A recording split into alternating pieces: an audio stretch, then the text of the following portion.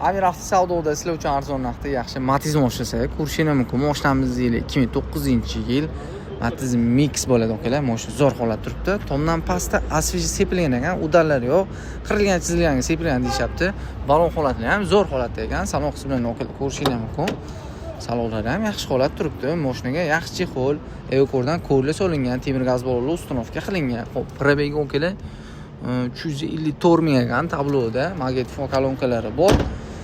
Temir gaz balonli ustunovka qilingan. Motor korobka hadov qismidan muammosi yo'q ekan. O'zing uchun tekshirib, prerka qildirib olaverasizlar.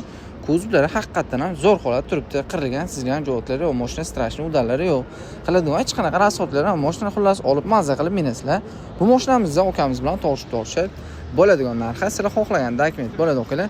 $2350 shurq bo'ldi. $2350 ga 2009-yil minishga tayyor texnik holat bilan hech qanaqa muammosi yo'q. Matiz mashinasi bemalol telefon qilib barak qilishingiz